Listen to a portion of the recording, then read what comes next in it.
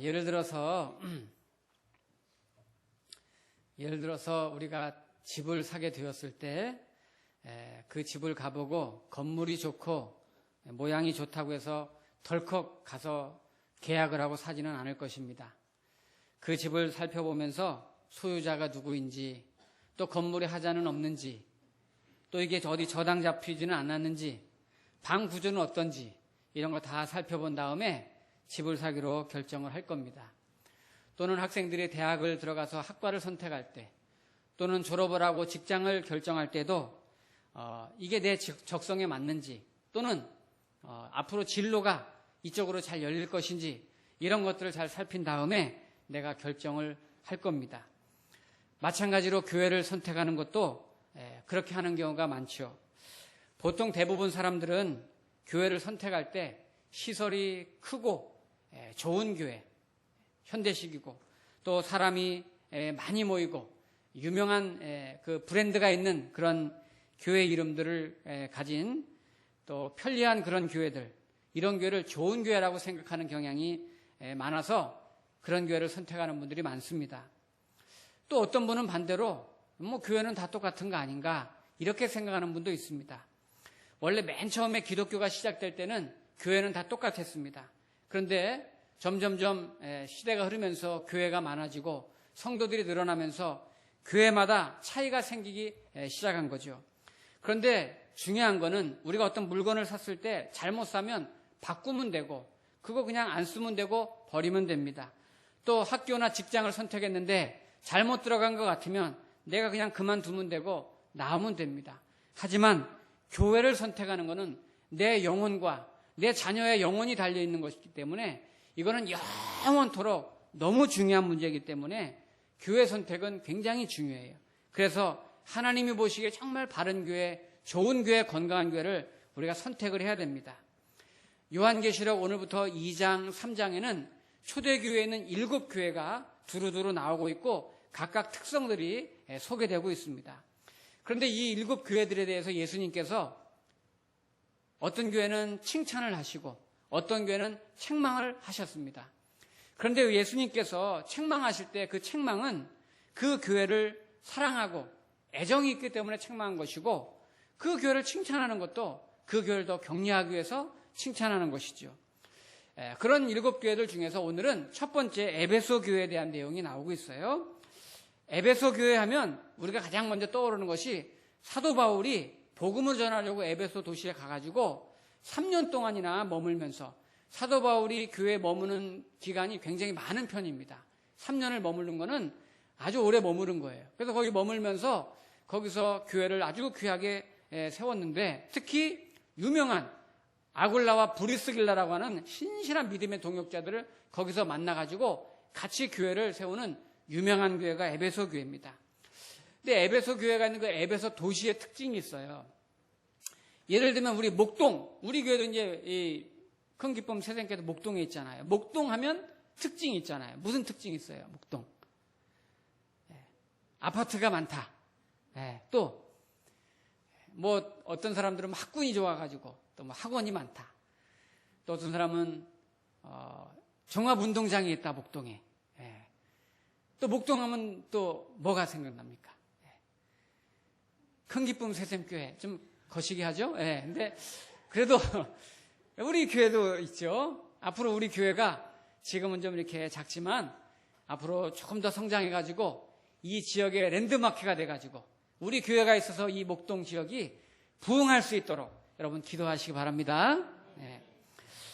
그렇게 도시마다 특징이 있는데 에베소 지역은 수아시아에서 서부 해안 쪽에 있는 그 도시이기 때문에 항구 도시고 상업이 굉장히 발달했어요. 그래서 교역량도 많고 외부에서 다양한 인종들이 모여드는 아주 다양한 사람들이 많이 모이는 데예요. 그리고 철학의 도시, 문학의 도시, 예술의 도시입니다.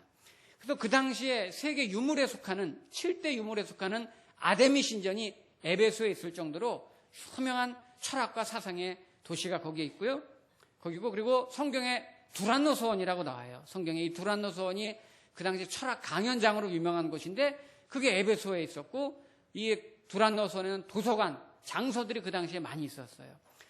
물론 이제 우상숭배 관련된 것들이 많이 있긴 했지만 그 정도로 유명한 곳에 사도 바울이 가가지고 3년 동안이나 목회하면서 복음을 전하고 그 도시를 많이 개혁을 해놓았던 그런 도시가 에베소입니다.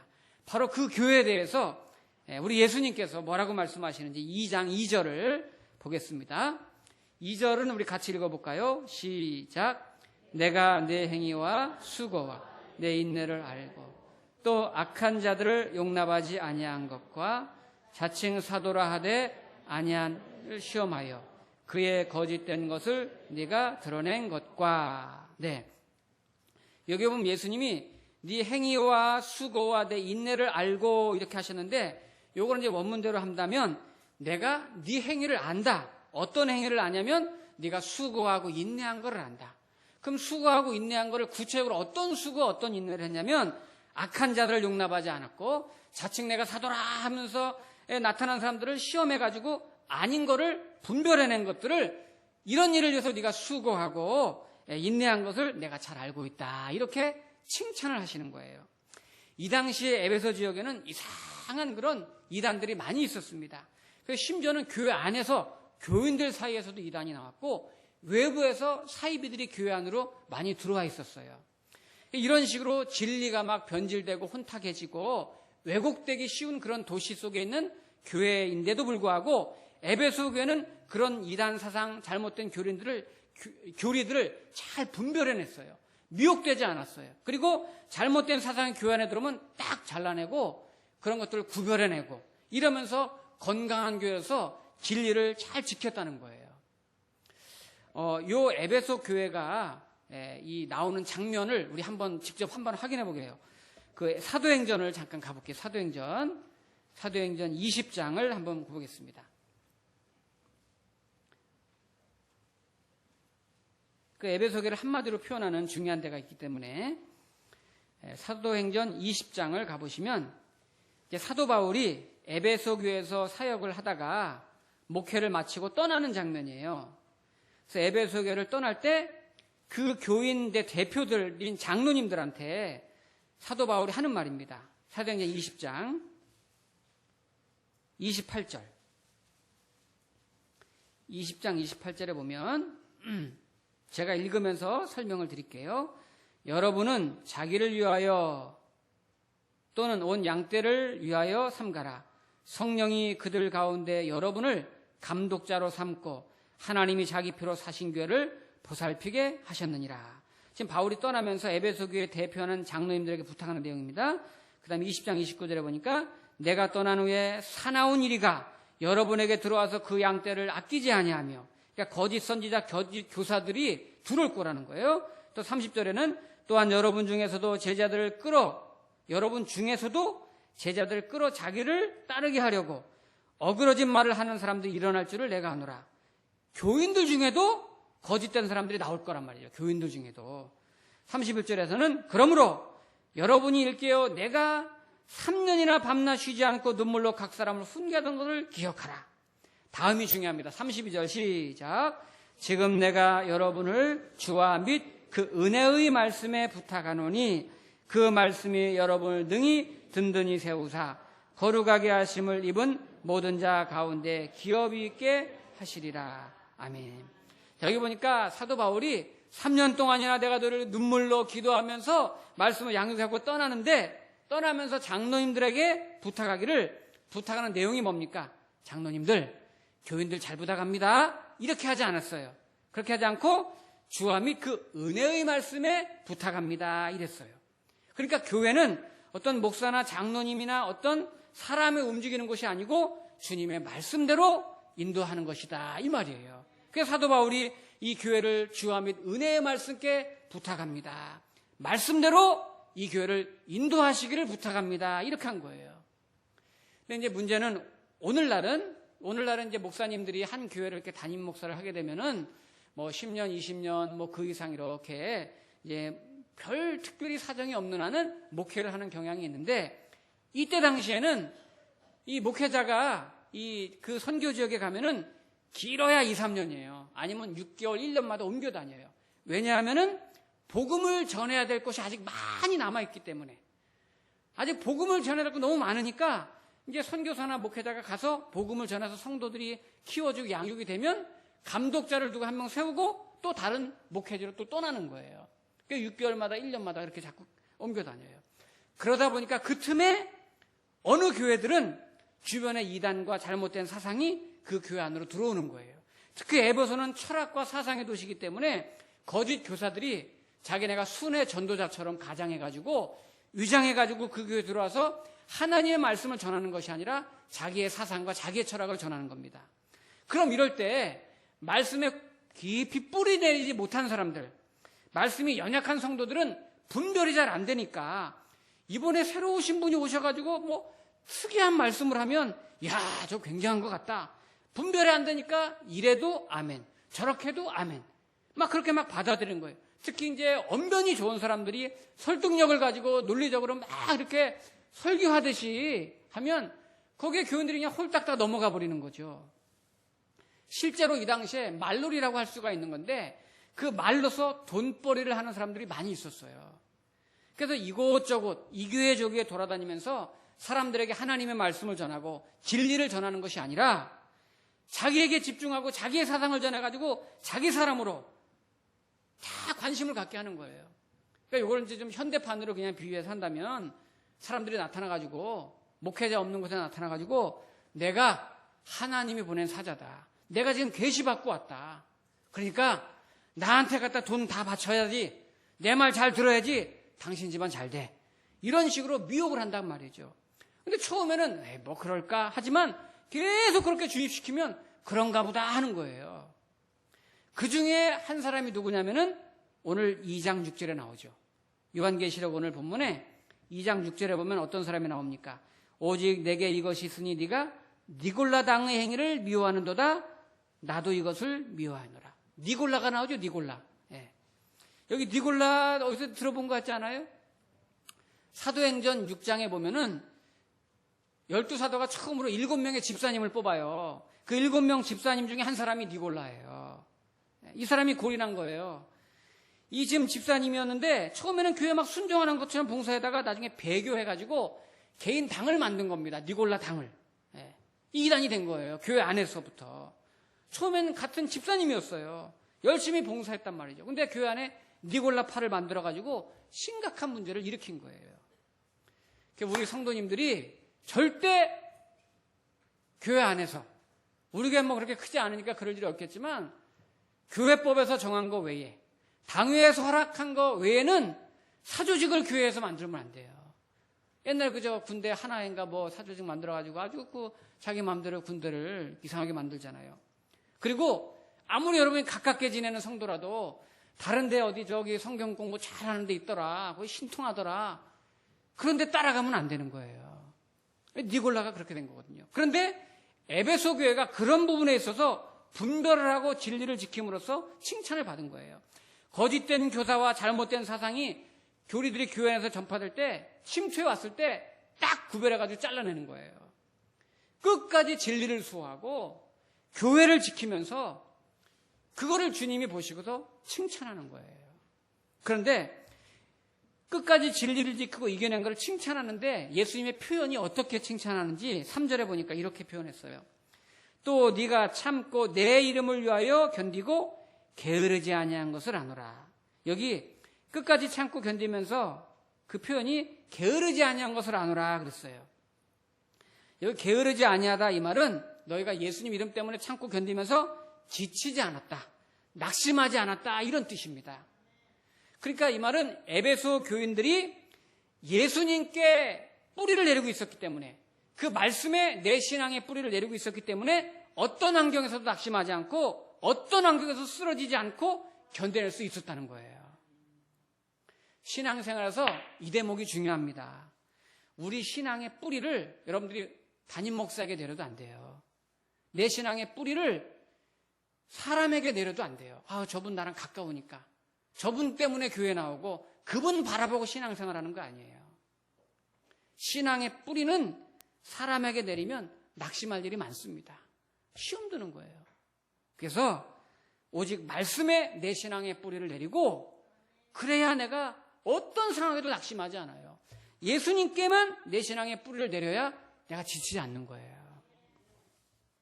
자, 이렇게 해서 에베소 교회가 훌륭한 칭찬을 받았는데 안타깝게도 4절에 보니까 책망을 받았어요. 자, 4절 말씀 우리 같이 읽어보겠습니다. 시작. 그러나 너를 책망할 것이 있나니 너의 처음 사랑을 버렸느니라. 아멘. 처음 사랑을 버렸느니라. 자, 여기 처음 사랑이 뭘까요? 여기 처음에 이 처음 사랑이라는 건 예수님 처음 믿었을 때, 은혜 받았을 때, 처음에 내가 열심히 하고 주님을 뜨겁게 사랑했었던 그 첫사랑일까요? 물론 그런 의미도 좀 있어요. 그러나 그건 소극적인 의미입니다. 여기서 말하는 처음 사랑이라는 거는 무슨 뭐 이게 청소년기 때 무슨 뭐 그냥 이 풋풋한 그냥 무슨 사과 같은 그런 첫사랑을 의미하는 것이 아니고 에베소 교회가 바른 진리, 오직 말씀, 바른 신앙을 지키다 보니까 교회의 원래 본질인 사랑, 원래 진리를 주신 그 이유인 그 사랑을 잃어버렸단 말이에요. 그 사랑을. 제가 이제 부교육자로 있을 때 있던 교회에서 이제 주일 오후 예배 때 헌신 예배를 했어요. 이렇게 여신도에 남신 돌아가 헌신 예배를 하는데 그때 제일 연세가 많이 드신 여신도에 이제 헌신 예배를 드리는 주일이에요. 그래서 이제 목사님께서 특별히 이제 후원하는 교회에 목사님을 한 명 초청해가지고 강단에 세우셨는데 누구냐면 저 먼 지방에 꽤 큰 섬이긴 한데 섬에서 평생 목회하신 목사님을 연세가 많이 드셨어요. 그분을 이제 그 여신도에 설교로 강사로 초청해가지고 이제 그날 설교를 하시게 됐습니다. 근데 이 목사님이 설교를 하시면서 강단에 올라서 설교하시는데 거의 뭐 시작부터 거의 끝날 무렵까지 이제 연속극 사극 이야기를 쭉 하시는 거예요. 이제 말씀 내용은 별로 없고 그냥 그렇쪽으로 쭉 하시더니 거의 끝날 무렵에 이제 성경 말씀이 나오는데 사도행전에 바나바 이야기를 했어요. 바울을 도왔던 바나바 사도의 이야기를 했는데 사도행전 4장에 보면 그런 말씀 있죠. 바나바에 대한 소개를 어떻게 하냐면은 바나바는 번역하면 권위자라. 바나바의 이름의 뜻을 그렇게 해석을 해줬어요. 바나바는 번역하면 권위자라. 이 구절을 읽으시더니 이 목사님이 막 흥분하시면서 여러분, 바나바는 권위가 있었습니다. 그 이름의 뜻이 권위자입니다. 우리 주의 종들은, 주의 성도들은 세상에서 권위를 가지고 권력을 가지고 권세를 가지고 살아야 됩니다. 막 이렇게 막 불을 토하듯이 설교를 하시는 거예요. 막 그렇게 흥분하고 설교하시는데 저 뒤에 있던 장로님 한 분이 계신데 그 장로님 좀 똑똑하신 분이긴 한데 딱 앉아서 설교를 내리 듣다가 이제 못마땅하신 거죠. 그런데 갑자기 막 바나바가 권위 있다, 우리도 권세를 가지고 세상 권력을 가지고 살아야 된다고 막 그렇게 하니까 이 참다 못해서 이제 주변 성도들이 다 들릴 정도로 막 이러는 거예요, 그냥. 그래서 저는 그 장로님 바로 뒤에 있었거든요. 소가 염을 쳐는 줄 알았어. 막 깜짝 놀랐어요, 깜짝. 근데 주변의 성도들이 다 놀랐어요. 막 흔들면서 그러니까. 왜냐하면 이제 그 목사님이 일단 실수를 하신 거죠. 거기에 나오는 바나바의 이름을 해석하면 권위자라 했던 그 권위자는 어솔리티, 권세가 있다, 권위가 있다. 어떤 이런 세상에서 어떤 이런 권위를 뜻하는 그런 의미가 아니고, 권하다, 그러니까 위로하다, 권면하다 이런 뜻이거든요. 그러니까 요즘 우리가 보는 성경에는 그게 번역이 됐어요. 이제 번역이 돼가지고 위로자 이렇게 해석을 잘해줬더라고요. 근데 그 목사님이 이제 이 국어사전 풀이하듯이 그냥 실수하는 바람에 뒤에 있던 장로님이 그 사회적으로 신분도 있고 나름 똑똑하신 분인데 막 이러면서 막 그냥 뭐 본당이 큰 본당이 다 들릴 정도로 막 이러니까 예배 분위기가 수석하고 술렁술렁하고 막 두성성해가지고 막 화나가지고 막 이렇게 예배 끝냈어요. 그렇게 우리 성도님들이 이제 이 그림에 대해서 어떻게 생각하시는지 모르겠어요. 일단 그 목사님이 잘못하신 겁니다. 그렇죠? 그래도 자기 교회도 마찬가지지만 외부의 설교인데 말씀을 잘 준비하고 해야 되는데 잘 이제 하지 못하고 이렇게 실수하신 거죠. 설교자로서 책임이 있는 겁니다. 당연한 거죠. 그렇다면 그 똑똑하신 장로님은 옳은 행동일까 하는 겁니다. 그 예배 시간 중인데 설교가 선포되는데 혹시 허물과 잘못이 있을지라도 그렇게 소가 염을 털듯이 말이요. 그게 행동이 옳을까요? 잘못됐을까요? 잘못된 거예요, 그거. 그 자리는 하나님의 존전에서 지금 모두가 예배하는 거룩한 시간입니다. 그리고 그 자리에는 연약한 성도들도 많이 있었어요. 정말 자기가 그게 너무 마음에 거슬리고 마음이 안 풀어진다면 예배 끝나고서 뭐 담임 목사님이나 그 목사님 찾아가가지고 뭐 속상한 거 토론할 수도 있는 거지. 예배 중에 사람들 많이 있는데 막 그렇게 흥분해가지고 막 분위기가 막 술렁술렁하게 하면 지금 여기 에베소 교회가 그런 문제를 책망받고 있는 거예요. 에베소 교회가 그런 진리의 문제에 대해서는 눈을 시퍼렇게 뜨고서 칼을 들고 말이죠. 잘못된 교리를 잘라내고 이단 사설을 전부 막 교회 안에 솎아내고 이건 잘했는데 그런 신앙으로만 계속 가다 보니까 사랑을 잃어버린 거예요. 교회가 너무 차가워진 거야. 네. 오늘날 이런 문제는 현대 교회들 안에 너무나 많이 있어요. 여러분 사도 바울이 고린도전서 13장에서 자기의 신학과 신앙의 결론을 뭘로 내립니까? 이 모든 것에 사랑이 있어야 된다. 사랑이 없으면 I'm nothing. 난 아무것도 아니라는 거예요. 사랑이 최고의 신앙이고 신학이라고 결론을 내렸어요.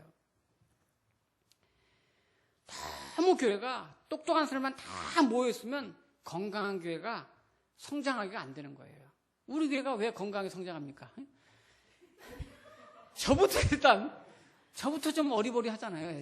뭘 잘 몰라요, 제가 사실은. 여러분이 저를 몰라서 그렇지. 예. 여러분, 교회 봉사하면서 분명히 기억할 게 있어요. 교회는 예수님이 재림하시는 거 외에는 급한 일 없어요. 예수님 재림하시는 거 말고 열낼 일 하나도 없어요. 그러니까 하나님이 교회에 일을 맡겨주실 때 능력 발휘해서 완벽하게 정말 퍼펙트하게 최고로 멋있게 해서 일을 이루어내라고 맡기는 게 아니에요. 하나님이 일을 주실 때는 그 일을 통해서 서로 사랑하고 격려하는 법을 배우고 그 일을 통해서 예수님을 알아가고 그 일을 통해서 사람을 키우라고 주시는 것이지 괜히 교회 일 한다고 하면서 말 함부로 해가지고 사람 다치게 하고 이 사람들은 상처 주고 그건 아닙니다. 교회 일은요 좀 느려도 괜찮아요. 그리고 실수할 수도 있지. 좀 부족할 수도 있는 게 교회 일인 거예요. 우리 교회가 삼성그룹이 아니에요. 네. 괜찮아요. 하나님의 관심은 일 자체에 있는 것이 아닙니다. 개인 한 사람 한 사람에게 관심이 있는 거예요. 지금 에베소 교회가 가장 큰 실수한 게 그거예요. 진리를 지킨다. 바른 진리를 수호한다는 그런 명분 때문에 칼을 휘두르다가 너무 많은 사람을 다치게 한 거예요. 예수님이 주신 그 본질적인 사랑을 교회가 잃어버리고 사는 거예요. 오늘 본문에 너의 처음 사랑을 잃었느니라 그 말씀이거든요. 이걸 회복하기 위해서 어떻게 해야 되느냐? 5절 말씀, 2장 5절 같이 읽겠습니다. 시작.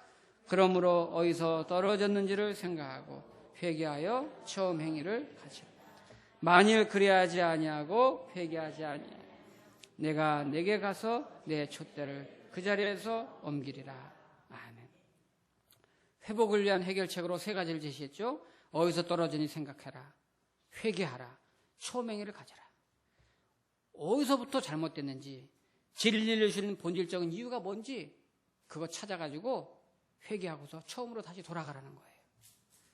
하나님이 우리에게 복음을 주시고 진리를 주시고 말씀을 주신 이유가 뭘까요? 사람을 살리고 구원하고 치유하고 회복하라고 주신 것인데 칼을 휘둘러가지고 더 많은 사람을 다치게 하는 거예요. 성도님들 중에 가끔 그런 분들 계시어요. 무슨 일이 딱 생겨가지고 내 생각이 옳다 판단되고 저 사람이 틀렸다 생각되면 그냥 나가서 막 큰 소리 치는 거야. 그 뭐라고 말이지 막 정죄하고 비판하고. 여러분 그러면은 그 사람은 어떻게 되겠어요? 그 사람 이제 못 일어나는 거예요. 그렇게 막 말해버리면. 여러분 우리 한국교회가 지금 교파가 교단이 얼마나 많아요. 그죠? 굉장히 많습니다. 수십 개예요. 또 나눠진데 또 나뉘고 또 나뉘고 대한예수교 장로회라고 붙은 데는 뭐 그 안에서 교파가 100개가 넘는다면서요. 이렇게 많이 나눠졌어요. 가장 결정적인 게 언제부터인 줄 아세요? 일제 36년 그 전까지는 교파가 없었어요. 장로고 합류가 성결교 승리보고 그 정도 별로 없었어요. 36년 일제 36년 때 순교자도 많이 나왔고 배교자도 많이 나왔어요. 그때 끝까지 믿음 지킨 성도도 많이 나왔고 근데 배신하는 신사 참배하면서 무릎 꿇은 성도들도 많이 있었어요. 그런데 문제는 해방 이후에 교회가 안정이 되고 조금씩 교회들이 막 성장하면서 한국교회가 그때 있었던 그 일을 다시 끄집어내가지고 그거 정지하느라고 상대방 문제 삼느라고 너무나 많은 시간을 헛된 시간을 거기다 허비한 거예요. 저 목사님은 말이야 그때 신사 참배했던 사람이야. 저 교인들 저 신사 참배했었어.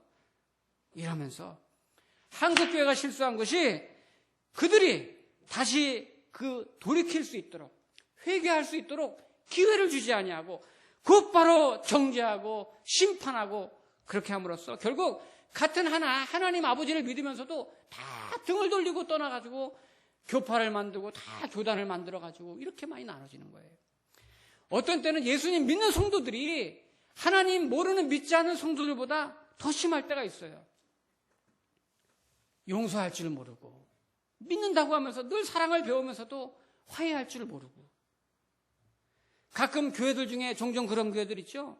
한 교회당 안에서 같이 목사님 말씀 들으면서 사랑하고 교제하고 같이 성장한 성도들끼리 무슨 문제가 생겨 갈라져가지고 1층에서는 예배드리고 2층에서 막 데모하고 2층에서 막 기도하고 예배드리고 1층에서 막 시끄럽게 하고 데모하고 거기서 지면은 무슨 뭐 신앙에서 지는 줄 알고 막 마음을 다하고 목숨을 뜻을 다해서 싸워. 거기다 적용을 해 말씀을. 소위 여러분 예수님 안 믿는 사람들도 싸웠다가 야 우리 술 한잔 하자. 그러니까 술 탁 마신 다음에 야 우리 이제 털어버리자. 그럴 수도 있지. 내가 미안하다. 그런 때잖아요. 그렇다고 우리가 뭐 술 한잔 하자는 게 아니고 또 이상하게 또 듣는 거예요. 우리 성도님들이 교회 안에서 너무 잘난 체 하지 마세요. 너무 막 똑똑한 체 하지 마세요. 지금 우리가 똑똑하지 않아도 똑똑한 사람 너무 많아가지고 아주 피곤해, 제가 지금. 제발 그러지 마세요. 네. 자, 오늘 결론입니다. 2장 7절. 자, 2장 7절 우리 같이 읽겠습니다. 시작. 교회에 있는 자는 성령이 교회들에게 하시는 말 들을지어다. 이기는 그에게는 내가 하나님의 낙원에 있는 생명나무에 열매를 주어 먹게 하리라. 아멘. 자, 여기 생명나무에 열매를 주리라. 이기는 사람. 예, 그렇게 이기는 사람에게는 생명나무 열매를 주리라. 이게 무슨 뜻일까요? 기본적 의미는 영생을 주겠다는 뜻입니다. 영생을 주겠다는 뜻인데 더불어서 진리의 회복을 의미하는 거예요. 참된 진리를 회복했을 때 이 땅에서 영생을 누리게 된다는 거거든요. 자, 요 말씀 생명나무의 열매를 해석하기 위해서 우리 구약성경 잠언을 가보겠습니다. 잠언은 구약성경 중간쯤에 있죠. 잠언 3장입니다. 생명나무가 뭘까? 생명나무 열매가 뭘까? 자, 3장, 잠언 3장.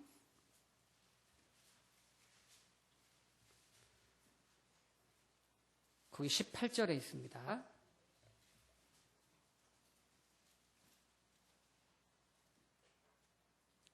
자, 잠언 3장 18절. 시작. 지혜는 그 얻은 자에게 생명나무라. 지혜를 가진 자는 복이 있도다. 자, 여기 지혜하고 생명나무랑 동의어처럼 표현했어요. 지혜는 그거 생명나무라. 그러면 지혜 가진 자가 복이 있다. 자, 거기 좀 뒤로 넘기면 11장, 잠언 11장을 보시면, 잠언 11장에 보시면 30절에 11장 30절. 자, 11장 30절 시작. 의인의 열매는 생명나무라. 지혜로운 자는 사람을 얻느니라. 아멘. 여기서도 지혜하고 생명나무랑 같이 병렬로 연결을 해놨어요. 자, 오늘 요한계시록의 결론이 뭡니까? 이기는 자에게는 생명나무, 열매를 주리라.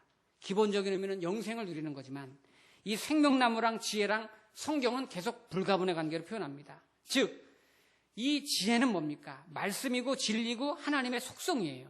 이기는 자에게는 그 지혜를 주는 거예요. 신앙 안에서 최고의 지혜가 뭡니까? 하나님의 지혜가 뭐예요? 하나님의 지혜는 사랑으로서 완성되는 진리가 하나님의 지혜예요. 신앙 안에서 최고의 지혜는 사랑으로 완성되는, 그러니까 무엇이 옳고 그르다 그거를 넘어서서 정말 그 사람을 내가 들어주고 품어주고 이해해주고 사랑으로 살리고 세워질 때 그것이 진짜 지혜이고 사랑 안에서 이루어지는 진리인 거예요. 우리가 일상에서 옳은 자리에 서야 되고 바른 진리를 추구해야 되는 것이 맞지만 더불어 그거를 뛰어넘을 수 있는 최고의 지혜가 뭐냐? 진짜 하나님의 말씀 원하는 진리가 뭐냐면 사랑 안에서 이루어지는 진리. 그래서 사람을 살리고 사람을 치유하고 회복시키는 그런 사랑의 자리까지 와야 완성된 진리가 되는 것이고 그것이 최고의 지혜이고 그 생명나무를 주겠다는 거예요. 이 땅에서 그러한 영생을 내가 누리고 사는 겁니다. 저와 여러분들이 그 사랑 안에서 내가 진리를 말하고 그 진리를 통해서 영생을 이 땅에서도 누리는 기쁨을 가지고 살아갈 수 있기를 여러분 축원합니다. 기도하겠습니다.